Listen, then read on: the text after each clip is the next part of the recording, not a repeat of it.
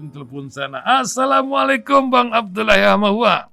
Waalaikumsalam warahmatullahi wabarakatuh. Masya Allah, sehat Bang Dullah ya. Ini hari kebangkitan nasional ini Bang. Nah, mudah-mudahan, tapi banyak masalah di negeri kita ini di hari yang luar biasa ini.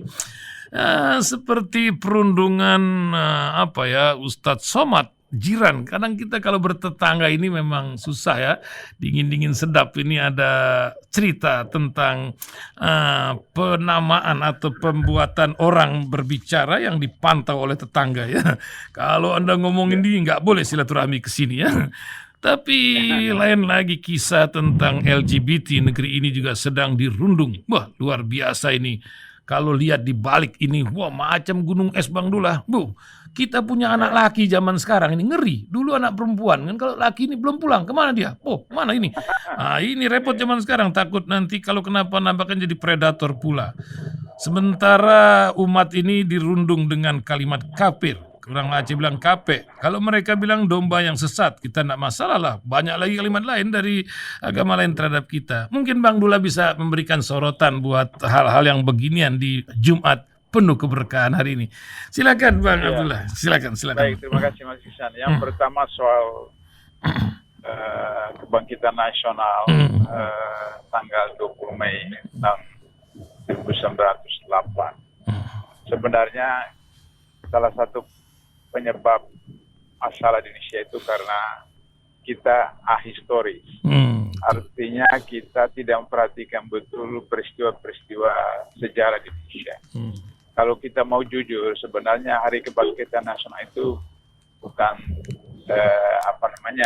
20 Mei 1908, tapi itu pada tahun 1905, di mana Syarikat Islam itu mulai bergerak dan aktif.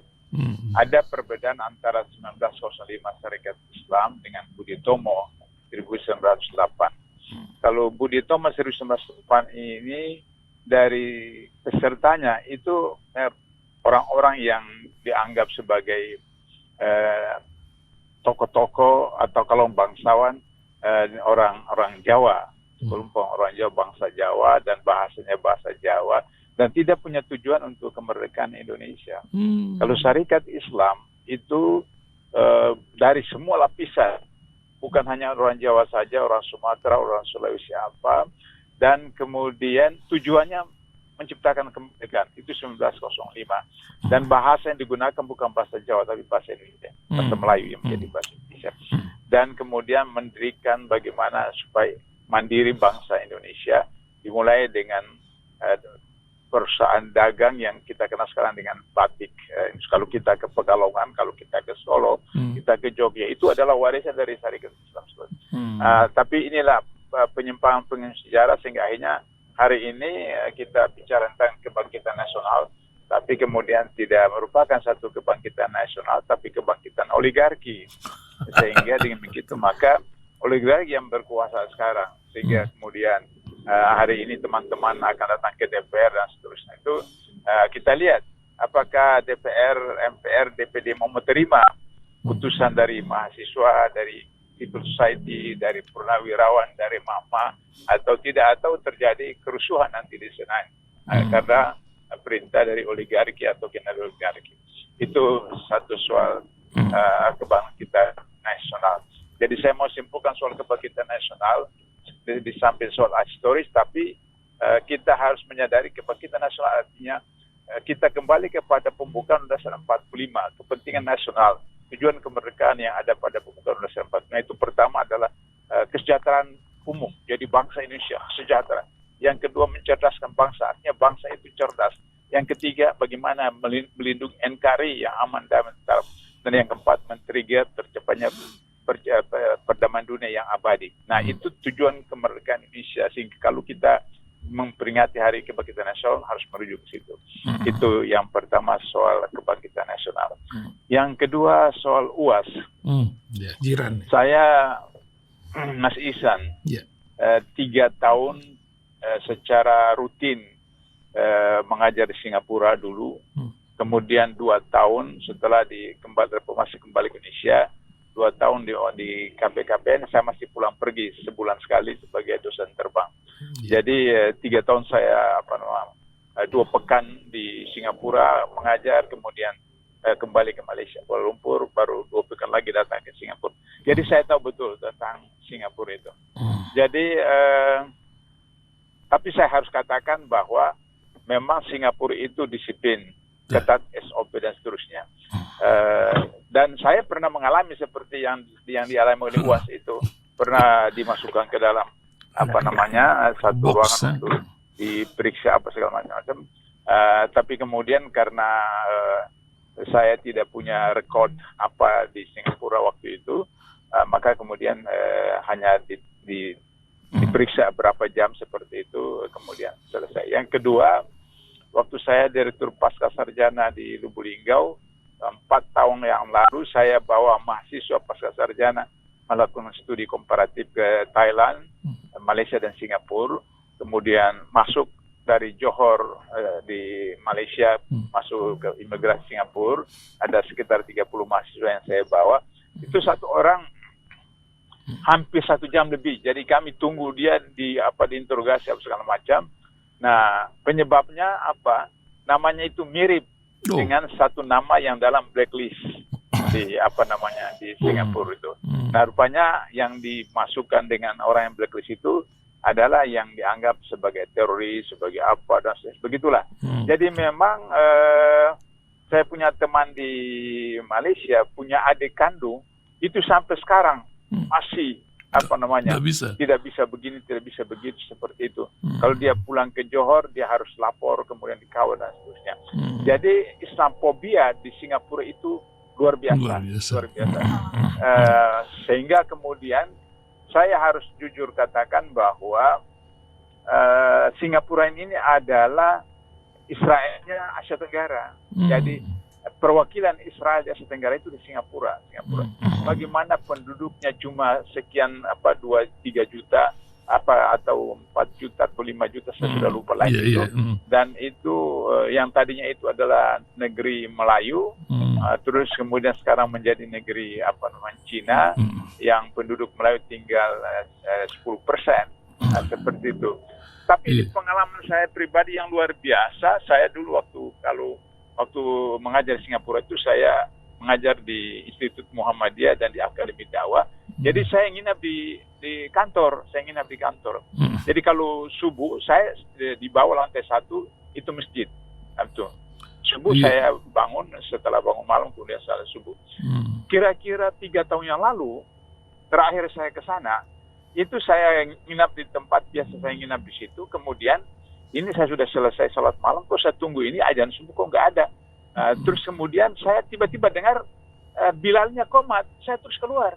Saya keluar ikut sholat, terus selesai sholat saya tanya, kenapa tidak azan? Kok langsung qomat?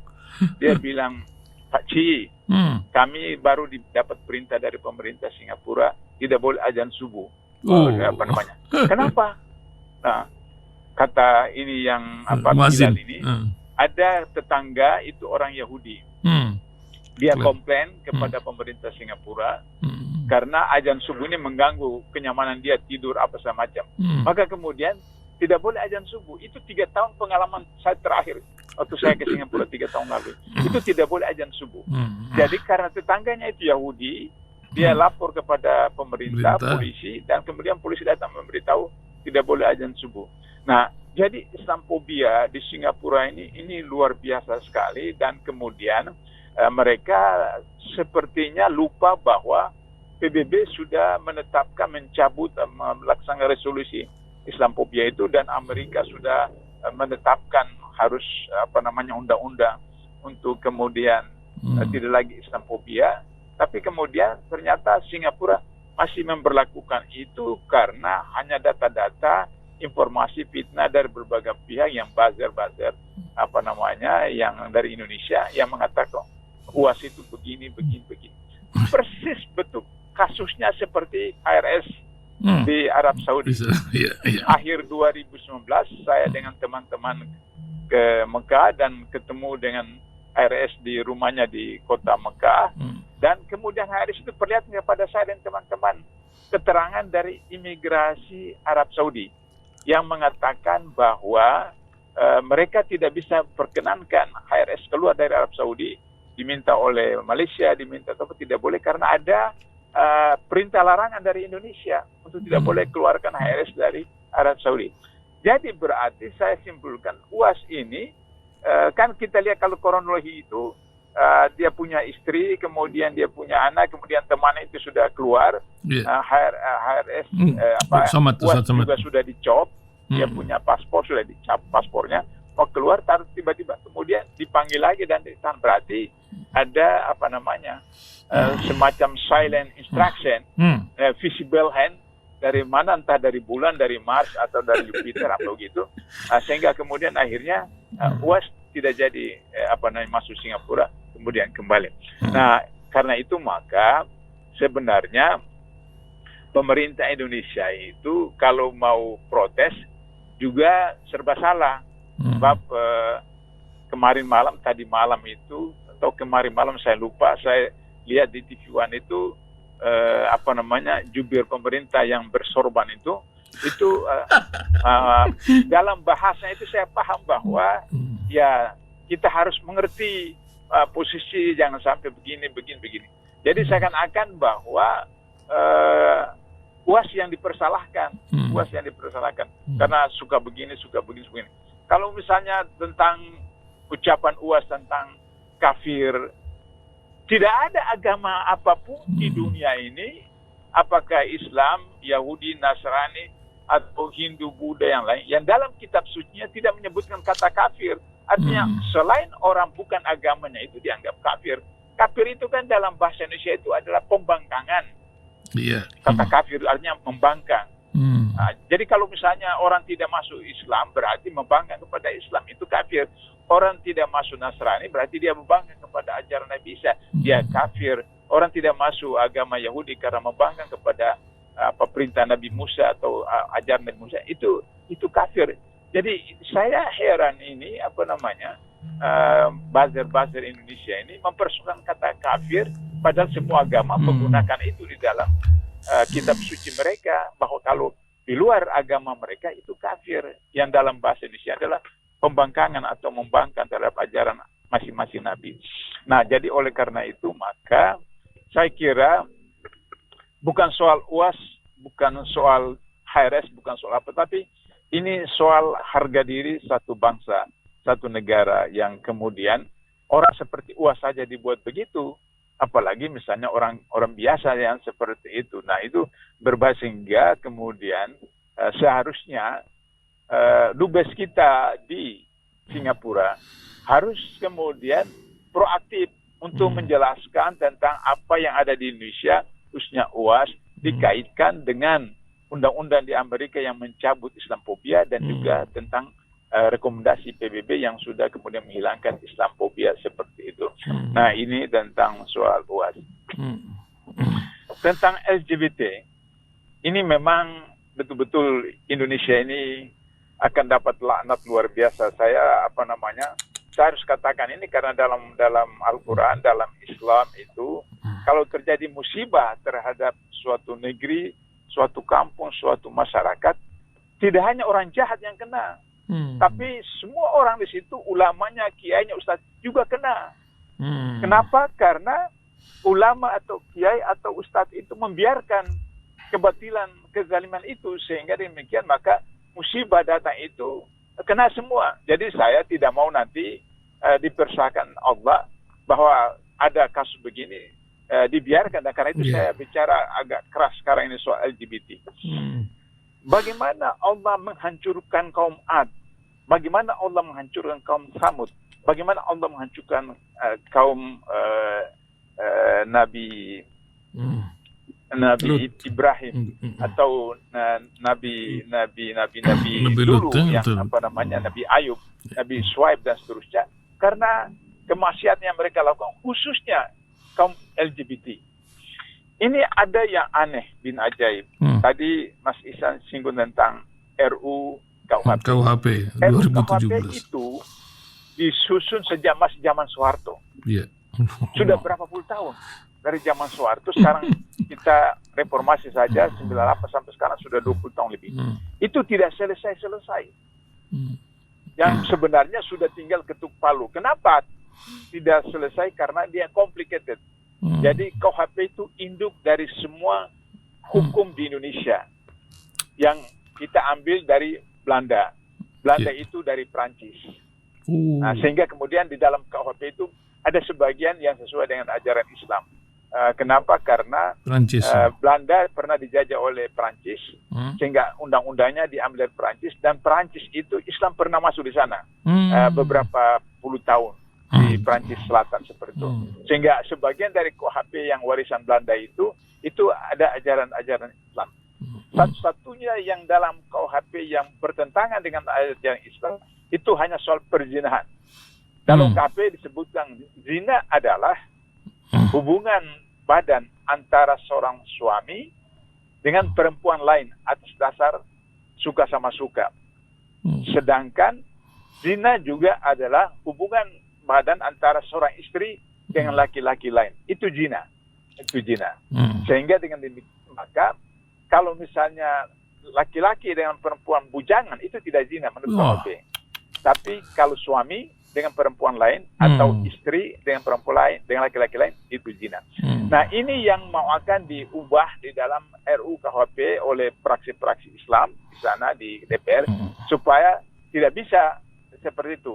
Nah, dan itu sebenarnya sudah diterima oleh anggota-anggota DPR itu tentang RUU KUHP itu, bahwa zina yang seperti yang dimaksud oleh semua agama, bahwa bukan suami istri ya zina, meskipun suka sama suka, tapi kalau bukan suami istri, baik Islam, baik Nasrani, baik Yahudi, tetap itu adalah zina. Nah, sekarang itu sudah ada, tinggal diketuk palu. Tiba-tiba sekarang undang-undang yang terbaru ini kemudian mengesahkan LGBT, dan naasnya, sianya, terakhirnya ketika ada judicial review di MK, MK menolak. Tapi saya kasihan lihat ibu-ibu yang mengikuti, dia nangis mereka. Nangis ketika ditolak oleh MK tentang LGBT. Berat nah, ini yang jadi yang sangat serius, sehingga nanti ya Allah, apa yang terjadi terhadap kaum Samud yang dihancurkan itu karena bagaimana laki-laki dengan laki-laki, perempuan dengan perempuan seperti itu. Ini soal LGBT. Jadi oleh karena itu maka agar supaya musibah yang ada beruntun ini, gempa bumi, gunung meletus, banjir, bencana alam, kemudian pandemi, kemudian vaksin, kemudian virus luar sekarang biasa. Dari COVID-19 menjadi Omikron nanti jadi apa lagi? Ada ini juga cacar monyet lagi, macam-macam dari itu. Hepatitis yang terakhir seperti itu. Nah, kalau kita tidak cepat ini, nanti beruntun ini musibah datang kepada kita. Saya kira itu Mas Ihsan. Iya. Pagi ini. Luar biasa. Terima kasih Bang Dullah. Saya cuma mau tanya Bang Dullah.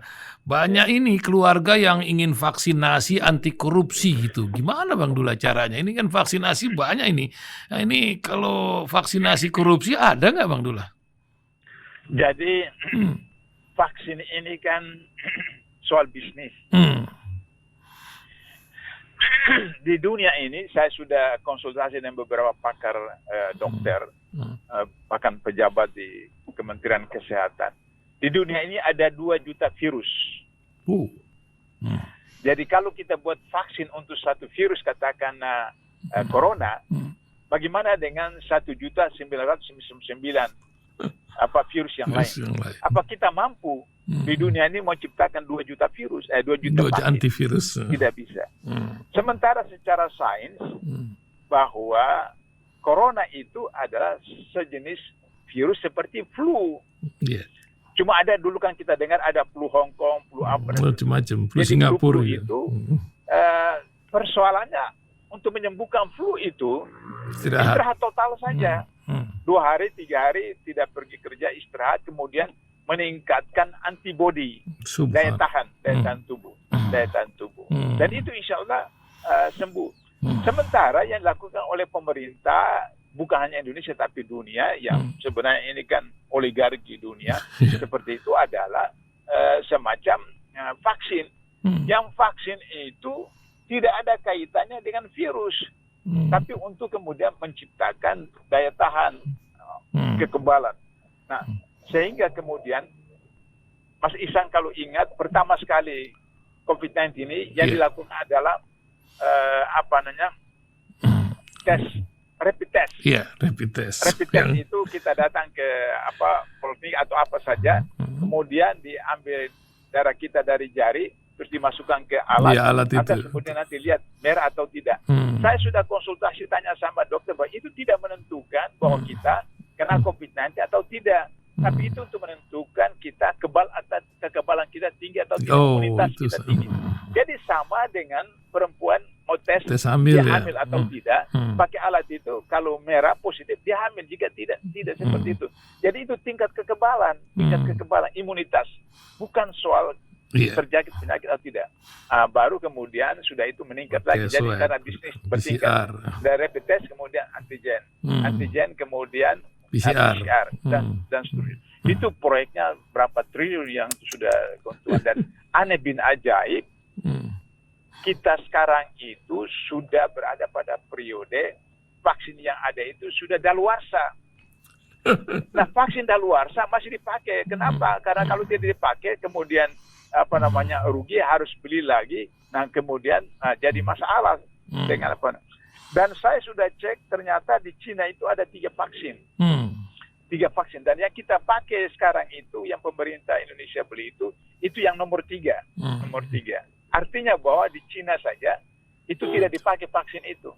Tapi Indonesia beli seperti itu.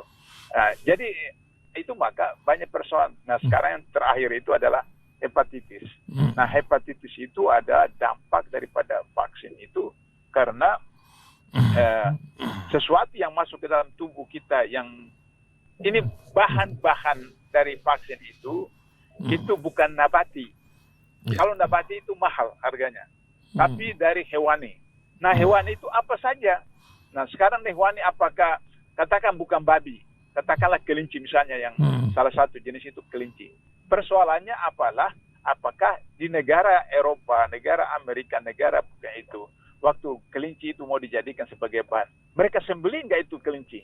Mereka baca bismillah nggak itu kelinci? Apakah ada orang-orang kafir mau membunuh kelinci, membunuh apa saja, ular atau apa, monyet atau apa semacam, mereka baca bismillah dan sembelih? Tidak. Seperti itu. Nah, itu yang jadi problem, yang menjadi bahan untuk vaksin. Vaksin apa sajalah. Tidak hanya yang vaksin dari Cina, dari Jerman, dari apa segala macam. Dan Wakil Presiden kita pernah sebutkan bahwa vaksin yang dari Jerman itu tidak halal, mengandung babi, tapi karena keadaan emergensi darurat bisa dipakai. Apanya yang emergensi? Darurat.